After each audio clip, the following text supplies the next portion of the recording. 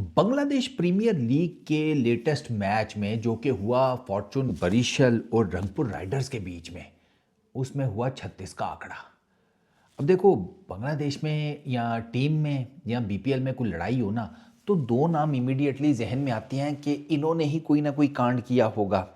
एक हैं हमारे तमीम भाई, तमीम इकबाल, और दूसरे हैं अपने शकीब भाई।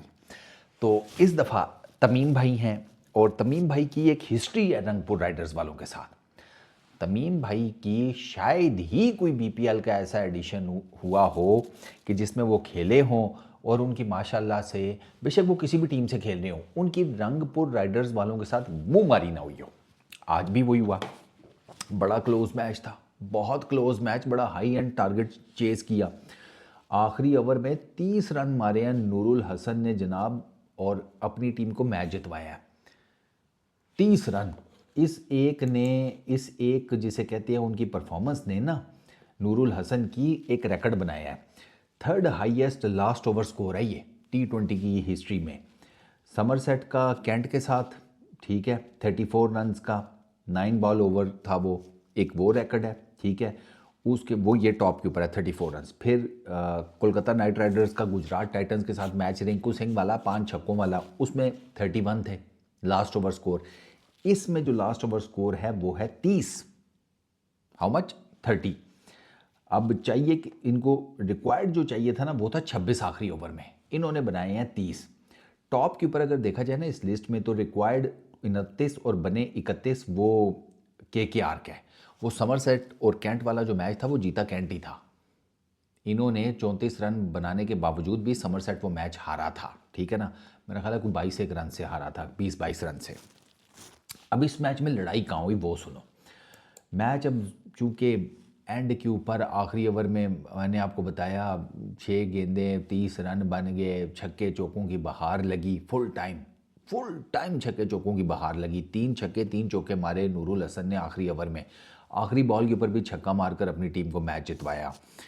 तो तमीम इकबाल, अब उनकी टीम ने किए थे 197 रन्स। काइली मायर्स ने मारे 61 रन्स 29 गेंदों के ऊपर।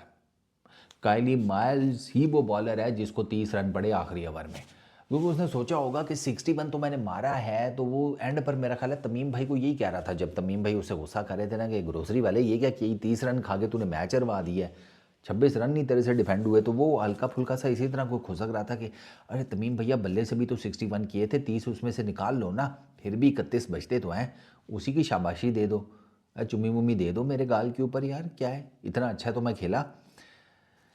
जब ये मैच ख़त्म हुआ ना, तो इनिशियल रिपोर्ट्स जो थी वो क्या थी वो मैं आपको बता देता हूँ। इनिशियल रिपोर्ट्स ये थी कि नूरुल हसन मिले, सारा डग आउट शगआउट मिला, बड़ा थ्रिलिंग मैच ख़त्म हो, कंग्रेचुलेशंस, खिलाड़ी डग आउट भाग कर आ गया, स्पोर्टिंग स्टाफ भाग कर आ गया, ये कोच, असिस्टेंट कोच, ये सारे वाले। तो एकदम से ना तमीम इकबाल को देखा जनाब, उनकी टीम वाले रोक रहे हैं, और तमीम इकबाल जनाब बोल रहा है बुरा भला, गालियाँ, दिस दैट सब चल रहा है। अब वहाँ पर सामने सामने ये लगा कि तमीम इकबाल का फड्डा हुआ है वो जो कोचिंग स्टाफ होता है ना रंगपुर राइडर्स का, उसके साथ। लेकिन बाद में ये पता चला कि वो कोचिंग स्टाफ तो था या नहीं था, एलेक्स हेल ज़रूर था। एलेक्स हेल्स के साथ ये हुआ है कि एलेक्स हेल्स ये कहता है कि मैं तो कुछ बोले ही नहीं भाई, मैं तो बस हैंडशेक करके साइड पे हो गया। तो पता नहीं तमीम इकबाल को गुस्सा चढ़ा हुआ था, मैच भी हार गए थे वो, ठीक है, ऊपर से एक अच्छा सा हाई एंड स्कोर हमारी टीम ने जिसे कहते हैं वो चेज़ किया था। तो वो तमीम इकबाल अपने जज्बात के ऊपर काबू नहीं रख सके, और उन्होंने जनाब मुझे कहा कि जो कुछ बोल रहा है मेरे मुंह पर बोल, पीछे जाकर या पीठ पीछे मत बोल। तो एलेक्स हेल्स कहता है कि मैंने कहा मुझे बोलने की ज़रूरत क्या, मैं बोलूँ क्या, मैंने कुछ बोले ही नहीं है, तो मैं किस बात के ऊपर आपको कहूँ जनाब कि आप ने ये किया या वो किया। But as per Alex Hales कि यार वो तमीम इकबाल को नहीं समझ आई, वो बहुत ज़्यादा मेरे साथ पर्सनल हो गया एंड ऑल दैट। तो ये सारी लड़ाई की जो सिचुएशन है ना, वो बेसिकली एक साइड के ऊपर तमीम इकबाल थे फॉर्चून बरिशल्स के, दूसरी साइड के ऊपर एलेक्स हेल्स और कोचिंग स्टाफ था। अगर कोचिंग स्टाफ की इंडक्शन हुई है, जो कि मेरा ख्याल है हुई होगी, क्योंकि एलेक्स हेल्स अकेला थोड़ी वो लगा होगा, इधर से तमीम इकबाल को रोका जा रहा था, तो डेफिनेटली परली तरफ से भी तो कोई ना कोई होगा ना। चलो रोकने वाला सही, साथ में दो चार मैं समझा रहा हूँ, अबे तू चुप कर बे, दिस दैट। वो आपको पता है ना, दो बंदे लड़ाई हो रही हो दो बंदों की, तो जो छुड़ाने वाले होते हैं अगर वो उनके दोस्त हों, उनके साथी हों, तो वो दूसरी साइड को गालियाँ भी साथ साथ दे रहे होते हैं कि भाई तू तो चुप कर बे, ग्रोसरी वाले तुझे क्या पता है, ग्राम ज़्यादा हम इधर ठंडा कर रहे हैं, तू आगे से बोले जा रहा है, चुप करा इसको। इधर से वो इसको गालियाँ दे रहा होता है, ये चलता है। तो ये मुझे लगता है ये इस किस्म का सीन हुआ है। ऊपर से वो रंगपुर वालों का इस दफ़ा तो लक्षण ही हो रहा है ना, वो 6 मैचेस में भाई 6 के 6 जीते हैं। वो अभी तक बीपीएल में कोई मैच ही नहीं आ रहे। और फॉर्चून बरिशल वाले वो सेकंड नंबर के ऊपर हैं।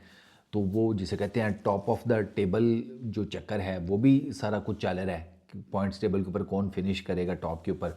तो वो उस गर्मा गर्मी में ना, क्योंकि तमीम इकबाल मैच के दौरान गुस्से में थे, अपने कई बॉलर्स के ऊपर उन्होंने गुस्सा किया यार, ठीक ठाक किस्म का जिसको कहते हैं गुस्सा। अबे यार ये लास्ट ओवर होने से पहले एक दो ओवर्स में शाहीन और जहानदाद खान ने इनके 4 खिलाड़ी आउट करके वापस भेज दिए थे रंगपुर राइडर्स के। 3 आउट किए थे, एक वो मेहदी वो ऑब्स्ट्रक्टिंग द फील्ड के चक्कर में बाहर हो गया था, तो 4 बैटर तो इनके यहाँ पे लिटा दिए थे इन्होंने। बरिशल वाले अपनी तरफ से मैच जीते हुए थे, उन्होंने इसी चक्कर में तो मैच को ओवर दे दिया कि 26 रन तो नहीं खाएगा ना ये, वो खा गया। तो एक तो पहले पूरे मैच का जो चल रहा था कशमकश, उसका टेम्पर फ्लेयर प्रेशर वो तमीम भाई अपने बॉलर्स के ऊपर भी निकाल रहे थे, वो देखा भी गया मैच में मल्टीपल टाइम्स। और उसके बाद जब ये आखिरी ओवर में रंगपुर वाले 26 की बजाय 30 रन मार के जीत गए, तो तमीम भाई का जो दिमाग का ज्वालामुखी है ना वो फट गया। फिर उसके बाद उनके सामने जो आया उनको यही लगा कि ये तो मुझे गालियाँ ही निकाल रहा है, स्पेशली अगर वो रंगपुर राइडर्स के यूनिफॉर्म में था, तो तमीम भाई ने उसके साथ दो दो हाथ ही करने की कोशिश की है। ठीक है, कोई बात नहीं, होता है तमीम भाई, इट्स ओके। गुस्सा आ जाता है कभी कभी, इट्स ओके, कोई नहीं। इस तरह की छोटी मोटी वो चलती रहती है, मैं आपको बिल्कुल क्रिटिसाइज़ नहीं कर रहा। ऐसे मौक़ों के ऊपर तो मैं जैसे कहता हूँ कि बस ठीक है अब हो गया, अगली दफ़ा कोशिश कीजिएगा ना हो, बस। और अगली दफ़ा अगर हो भी जाए तो इसमें इतना परेशानी वाली कोई बात नहीं है, उससे अगली दफ़ा ट्राई करेंगे कि ना हो, सिंपल इज़ दैट। मेरे अंदर का जो शैतान है ना वो ये कहता है कि आप हर दफ़ा करें, पता नहीं क्यों मुझे तो मज़ा आता है ये सब देखने में। चलो बस इस वीडियो में इतना ही, अपना बहुत ख्याल रखना, नेक्स्ट वीडियो में मुलाकात होगी, पीस आउट।